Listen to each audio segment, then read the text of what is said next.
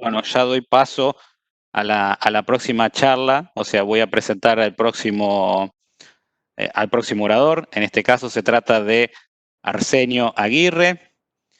Un poco, Arsenio es máster en ciberseguridad, o sea, en seguridad informática de la Universidad de Buenos Aires.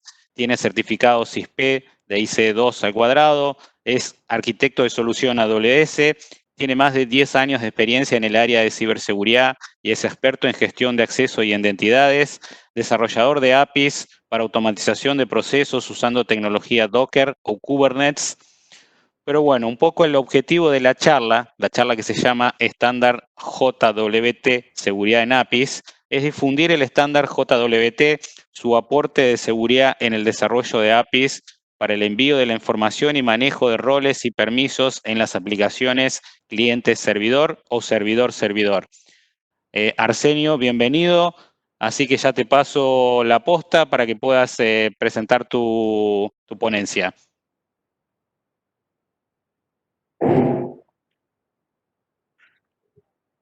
Ok, buenas tardes con todos. ¿Me confirman que estén viendo la presentación, por favor?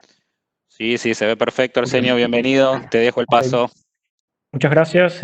Extiendo la felicitación a la organización de este evento, del DevSecOps Latam 2020, por traer la cultura de DevSecOps hacia la región y poder juntar profesionales que estén trabajando en este campo y que se difunda conocimientos, materiales, información.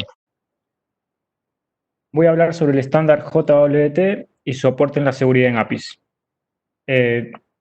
Mucho estamos viendo como tendencia la creación de aplicaciones web, aplicaciones móviles que salen muy rápido en el mercado y esas aplicaciones están consumiendo APIs que les traen la información. Muchas de esas APIs están teniendo vulnerabilidades, no están aseguradas correctamente, entonces la idea es poder tener un conocimiento de cómo nosotros podemos asegurar esas APIs a través del estándar JWT. Sí, al final de la charla la idea es que puedan entender qué es el estándar, cómo mejora la seguridad en nuestras APIs. Bueno, sobre mí ya comentó Luciano. Entonces, ¿qué es JWT? Ahí tengo una imagen de lo que resume JWT y que vamos a poder identificar al final de la charla. ¿Sí? Este es el formato, es el estándar JWT que vamos a poder identificar a lo largo de la charla y poder tener más claros los conceptos. JWT son las siglas de JSON Web Token, que es un estándar abierto definido por el IETF en el RFC 7519.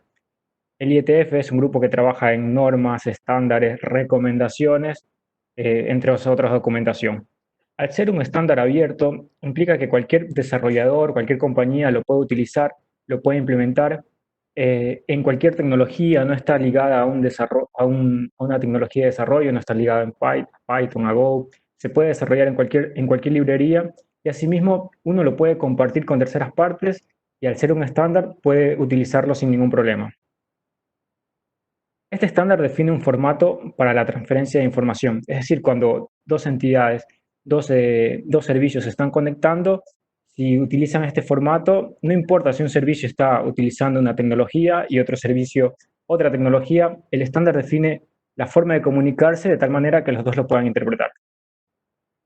Adicional, garantiza la integridad mediante el uso de algoritmos de firmas, es decir, que nosotros podemos validar si hubo alteración de datos en la información del cliente al servidor mediante el algoritmo de firmas. Adicional, garantiza la confidencialidad mediante el uso de algoritmos de cifrado de información. Es decir, no solo garantiza la integridad, sino que también la confidencialidad. Es decir, que personas no autorizadas puedan ver la información.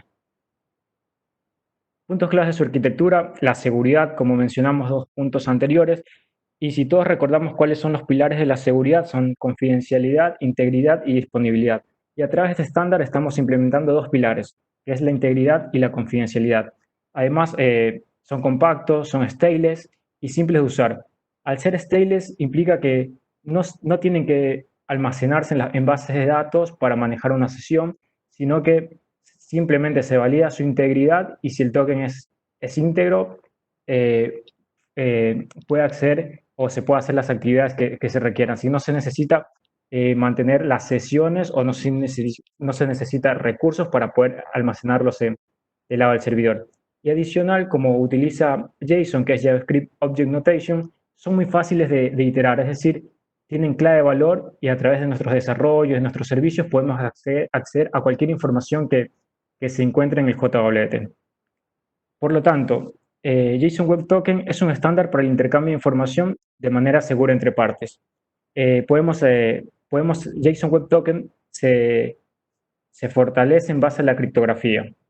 Usa mucho la criptografía para garantizar la integridad y la confidencialidad. Y aquí tenemos que tener mucho cuidado porque la criptografía nos da las herramientas, nos da protocolos, algoritmos muy robustos que son muy difíciles de romper. Pero ¿dónde está la vulnerabilidad? Muchas veces la vulnerabilidad se encuentra en la implementación.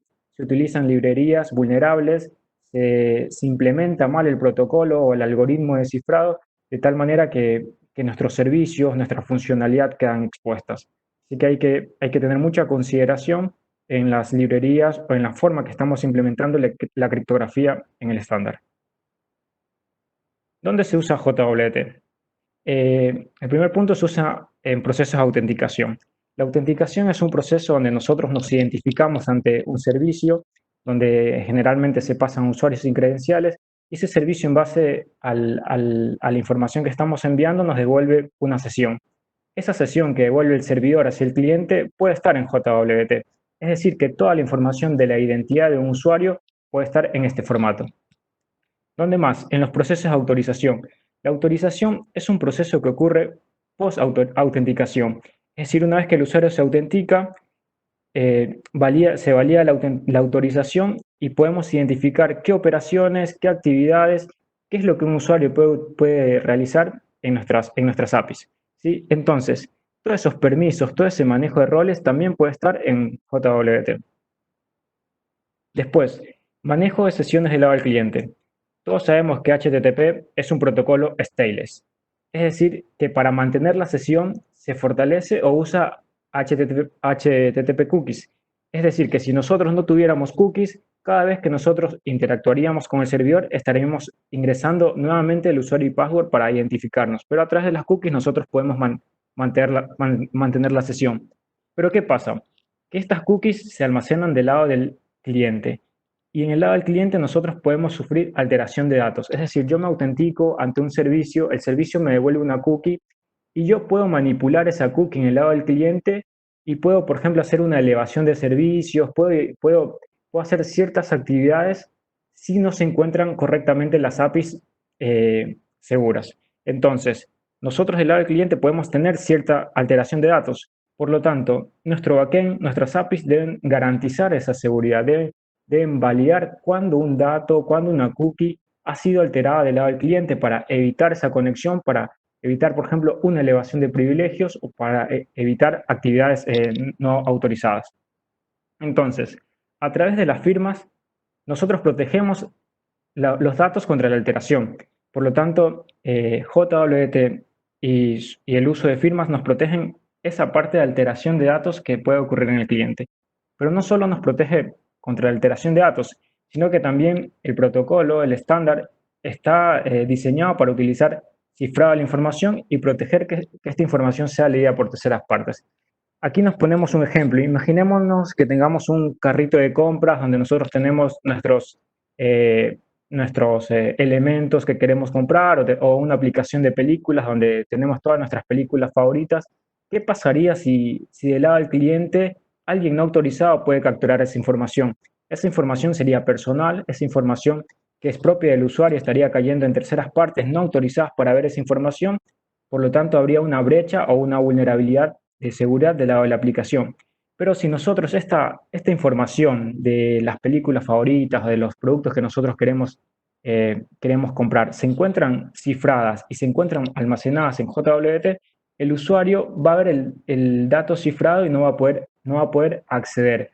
Entonces, el JWT también nos permite cifrado para que los usuarios puedan tener la confidencialidad de su información. ¿Cómo es el formato? El formato lo vimos en la primera slide, pero acá lo vamos a ver con más detalle. Le he asignado cada color, cada campo del formato. Básicamente es un formato que está en base 64. base 64 no es hashing, base 64 no es cifrado, sino base 64 es un proceso de encodeo de información para transmitir desde el servidor hacia el cliente los datos. ¿Sí? Cada campo se encuentra separado por un punto donde nosotros podemos identificar tres campos. ¿Cuál sería el primer campo? Sería la cabecera. La cabecera tiene entre algunos atributos, podemos ver que es un formato JSON clave valor.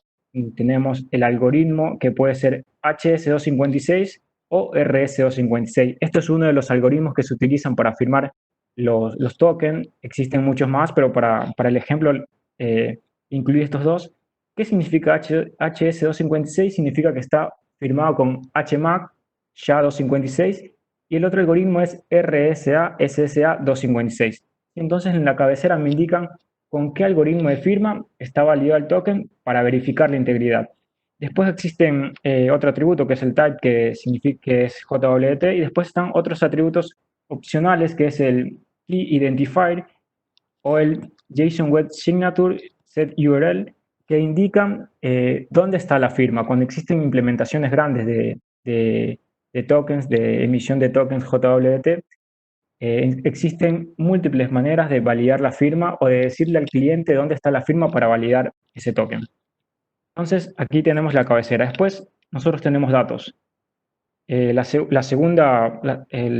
segundo campo que compone este formato son los datos, donde nosotros podemos poner información sobre quién emite el token, qué usuario, cuál es el nombre del usuario que está requiriendo ese token, hacia dónde se va a utilizar ese token, y así múltiples atributos. Estos atributos se llaman claims o reclamaciones. Son propias de la especificación JWT o también definidas por el usuario. Es decir, yo puedo poner más atributos que no estén en la norma de acuerdo a mis requerimientos, a lo que yo necesite. Y después, por último, tenemos la firma.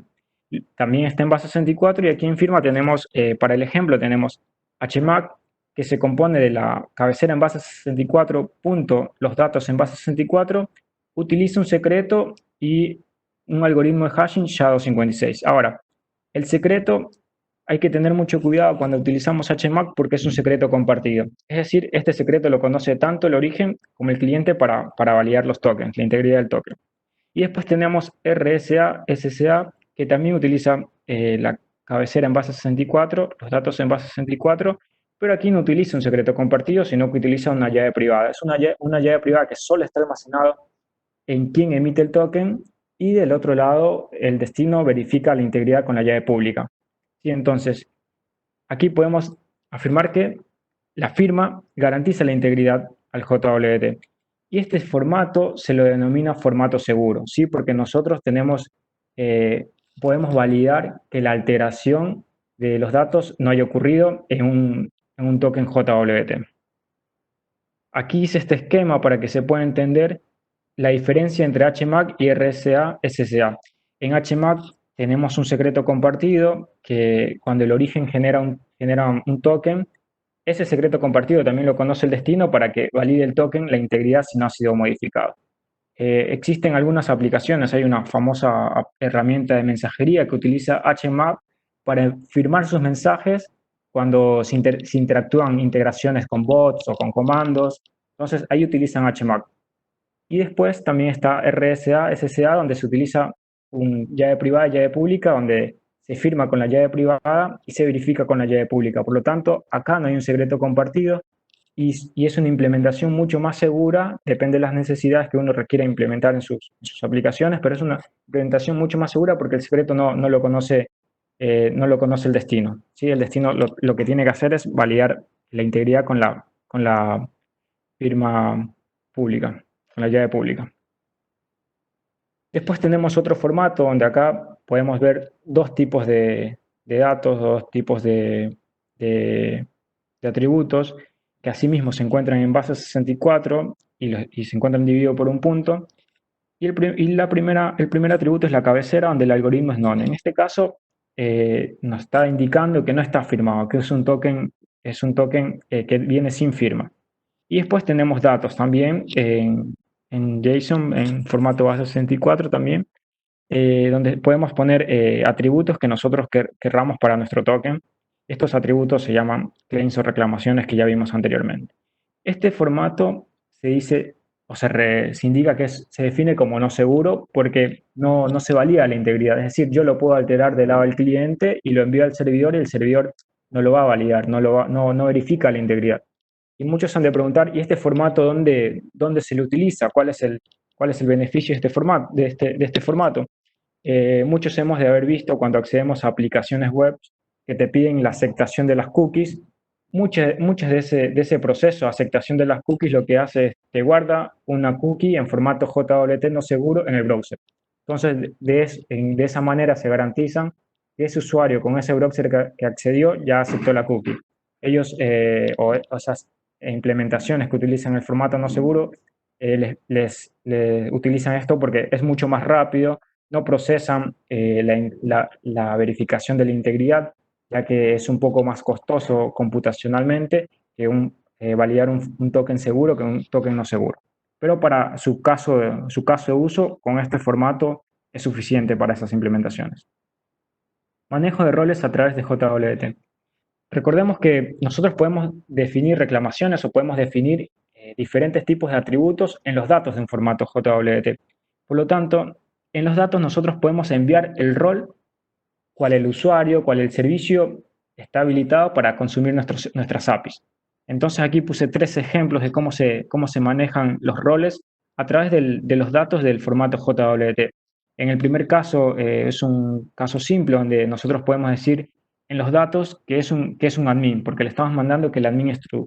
Si le ponemos un admin false, esto levanta el cliente y en base a eso puede habilitar o ocultar opciones en la visualización. Asimismo tenemos en el segundo ejemplo, que no dice admin, pero dice premium, es un ejemplo cómo manejan algunas aplicaciones la suscripción para sus clientes que tienen un contrato con un servicio, se han suscrito a un servicio.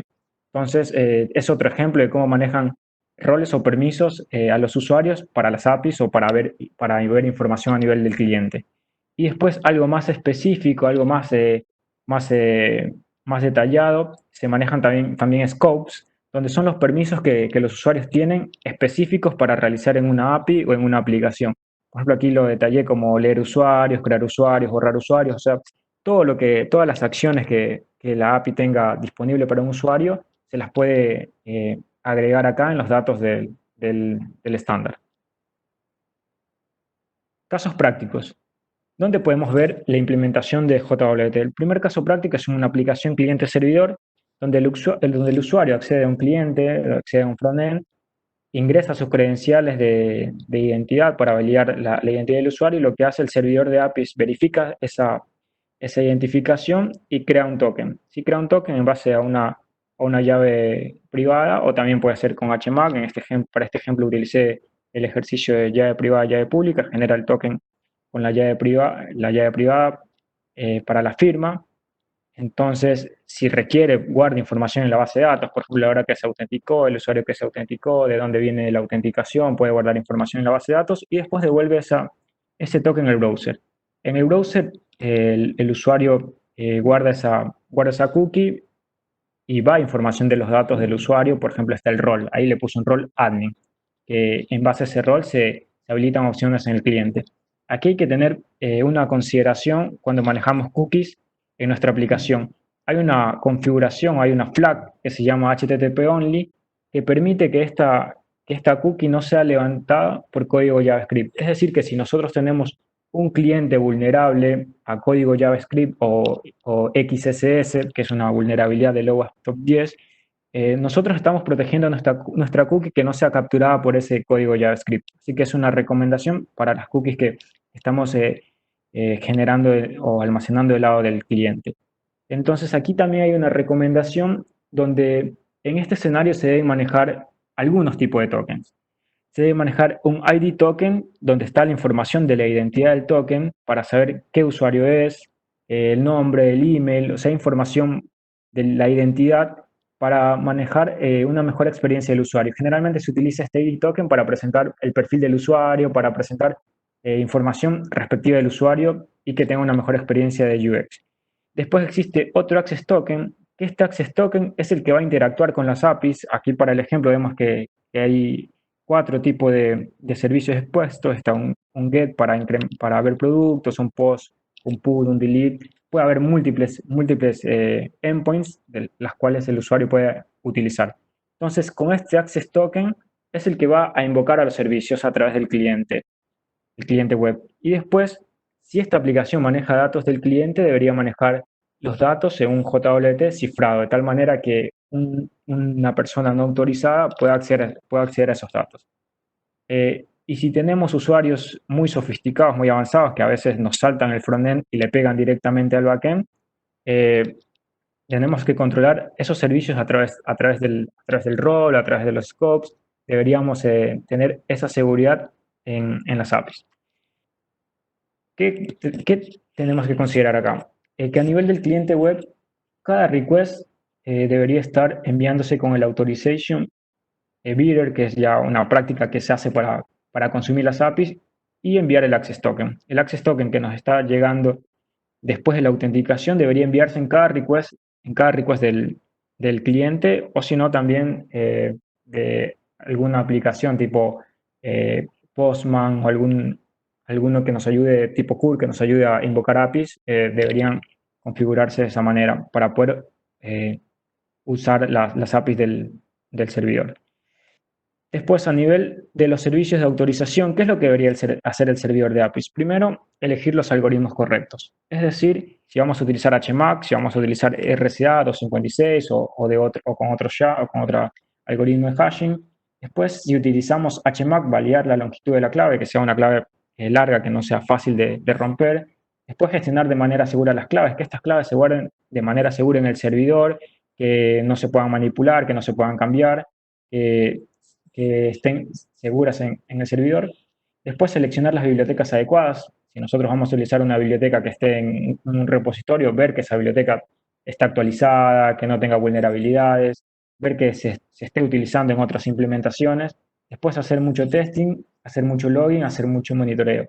Si las organizaciones están implementando sus APIs y les quieren poner una capa de seguridad, mínimamente deberían orquestar todo este tipo de actividades para poder garantizar seguridad a nivel de sus APIs y que no existan algunos accesos eh, no autorizados. Después, a nivel del servidor de aplicación, ¿qué debemos hacer con cada request que del cliente hacia el servidor de APIs está llegando? Primero, validar la integridad del token. ¿Sí? Verificar que el token que el usuario me está enviando sea íntegro, que no haya sido modificado del lado del cliente. Nosotros vemos ahí que en la imagen que el rol yo le puse admin, pero podía haber sido un rol read-only, pero el usuario en el cliente podría haberse modificado admin y enviar esa modificación hacia el servidor. Entonces, al momento que hace esa modificación, pierde integridad el token, por lo tanto la integridad no va a pasar esta validación. Después, ¿qué más deberíamos validar? Deberíamos validar la expiración, deberíamos validar la audiencia. La audiencia es un campo que está en el token e indica a qué servidor le voy a pegar con este token. ¿Sí? Puede ser que me venga una audiencia de otra API y yo no la debería dejar pasar.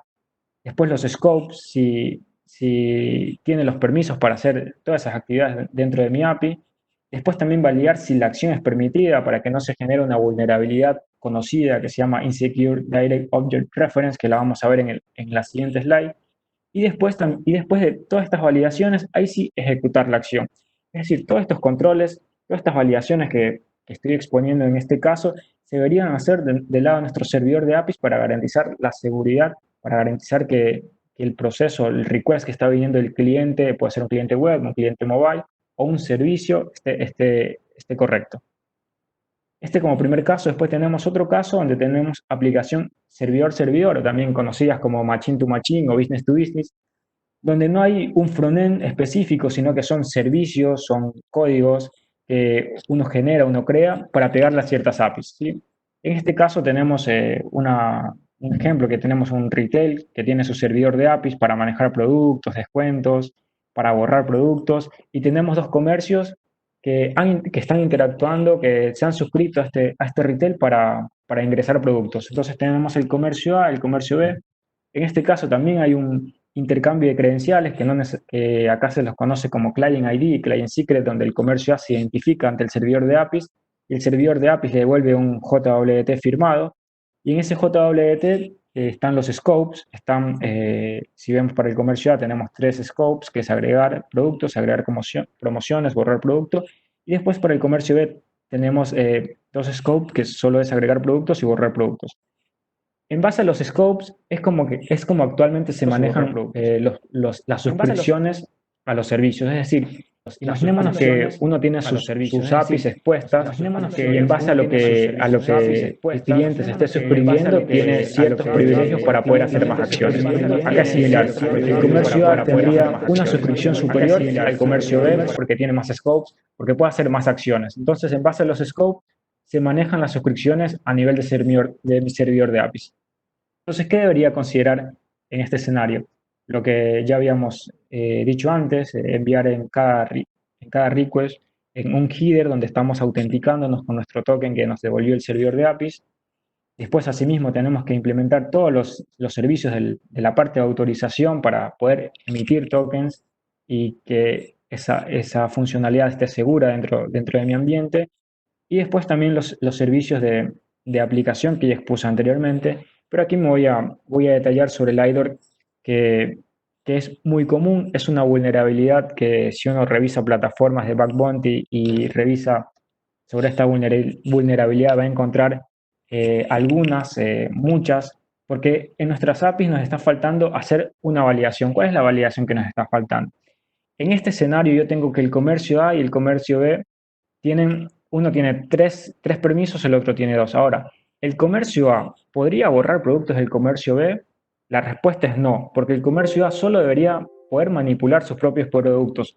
Pero si una API está mal implementada, el comercio A, el usuario A o cualquier cliente podría manipular los datos del otro cliente y en ese escenario estaríamos cayendo ante un IDOR. Si nosotros podemos manipular objetos, productos, cualquier información de un cliente, de otro cliente con mi token. Entonces, el servidor de APIs no está haciendo una correcta validación y me está dejando hacer una actividad que no es autorizada. Yo no debería poder manipular la imagen de otro usuario en una red social, no debería poder modificar información de un usuario en alguna aplicación. Yo debería poder solo tener scope sobre mi información. Pero cuando hacemos validaciones de APIs o se hacen testing de APIs, se ve que existen tareas que un usuario puede impactar al otro usuario. Entonces, esa vulnerabilidad hay que considerarla cuando nosotros estamos desarrollando nuestras APIs, porque son muy comunes en las implementaciones, sobre todo en el time to market que muchos hablan, donde se requiere sacar implementaciones, se requiere sacar un producto y muchas veces no estamos considerando este tipo de controles. Ahora, ¿qué es lo que pasa en el escenario real? Recordemos que existen un sinnúmero de actividades que nuestras APIs tienen que cumplir para ofrecer la parte de autorización, de autenticación hacia los clientes. Lo que pasa es que esa parte de la autorización, de la autenticación, se delega, ¿sí? Existen plataformas, existen proveedores que dan el servicio de autorización de tal manera que los tokens, que la emisión de tokens, la verificación de la integridad del token, está del lado del servidor de autorización. Por lo tanto, en este ejemplo tenemos que el comercio A, en vez de pedirle un token a mi servidor de APIs, va y pide un token al servicio de autorización. Y una vez que obtiene ese token, sí va y utiliza mis APIs. Entonces, el servidor de APIs lo que hace es verificar la integridad de ese token. ¿Sí? Entonces, nosotros estamos delegando toda esa parte de gestión de tokens, de emisión de tokens, a un servidor de autorización y lo que son los desarrolladores, los que son las compañías, los que necesitan sacar rápido el producto, simplemente se restringen a crear APIs, a configurar APIs, a desarrollar APIs y la parte de seguridad la delegan. Entonces, bajo este escenario, simplemente el servidor de APIs tiene que validar la integridad del token, validar la expiración, validar la audiencia y estos pasos y se quita la responsabilidad de la parte de la gestión de los tokens, de la autorización de la gestión de los tokens. Entonces, este es el caso real que pasa en muchos escenarios.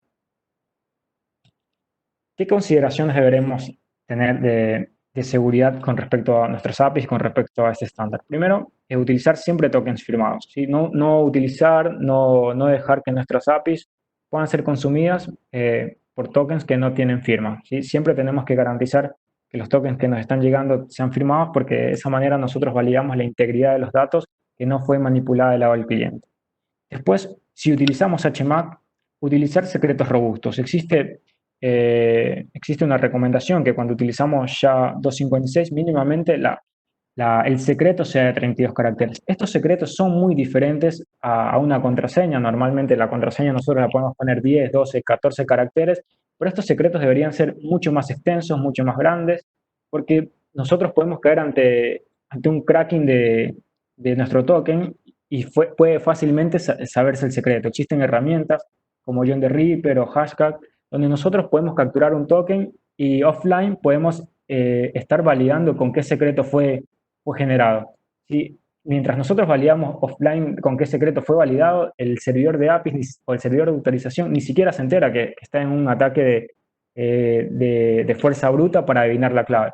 Entonces, nosotros tenemos que considerar una clave robusta cuando utilicemos HMAC.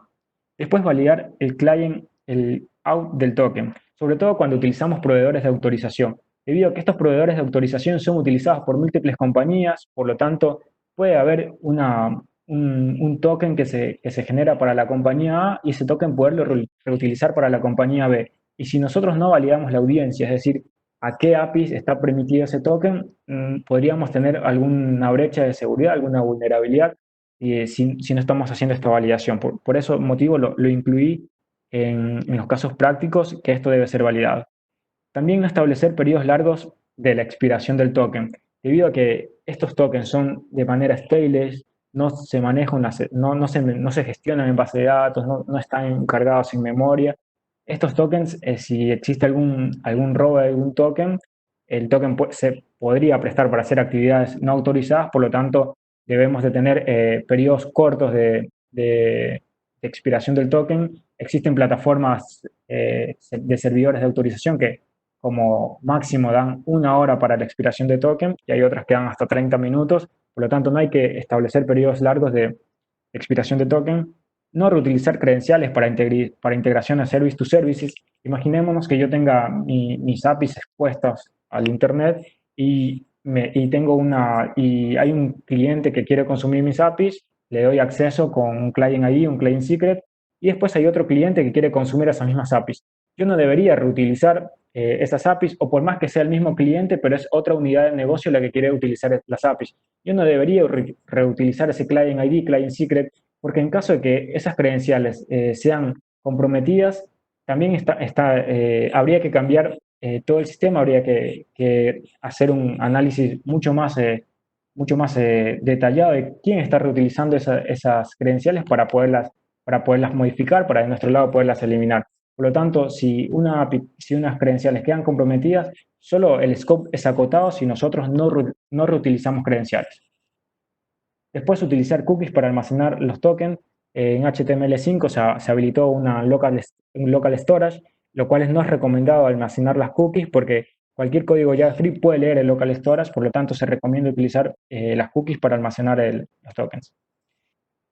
Después hay dos campos que vimos en el formato, que son el key ID, que es el key o el JWK set URL, donde se indican información sobre qué clave está utilizando un token para ser firmado. Esto sobre todo en implementaciones grandes donde existen múltiples llaves. Entonces, cuando se genera el token, se le pone el key ID para decir este token fue firmado con esta llave. Entonces, nosotros tenemos que validar que estos campos no sean inyectables, porque se han detectado vulnerabilidades donde yo en estos campos, en vez de los manipulo del lado del cliente y les inyecto información para ver cómo responde la aplicación. En algunos casos se han detectado ejecución de comando del lado del servidor remoto porque está procesando esta información. Hay que tener mucho cuidado cómo está sanitizado el servidor, cómo está recibiendo las peticiones, cómo está procesando lo que le está llegando en el token de tal manera que no haya una posible ejecución de código remoto. Para terminar, como referencias les dejo, hay un sitio web que funciona muy bien como debugger online de tokens JWT. Nosotros podemos generar tokens, podemos ponerlos ahí y poder validar en qué tiempo expiran, si se está generando bien los scopes, si se están generando bien el rol. el algoritmo de firmado, si a veces capturamos un token de una aplicación que nosotros utilicemos y queremos saber qué algoritmo de firmado está utilizando, podemos utilizar este sitio para poder hacer esas validaciones. Y también existe un buen libro donde hay mucha información sobre JWT que se llama JWT Handbook, que es de un proveedor de autorización que está bueno también para recomendarlo.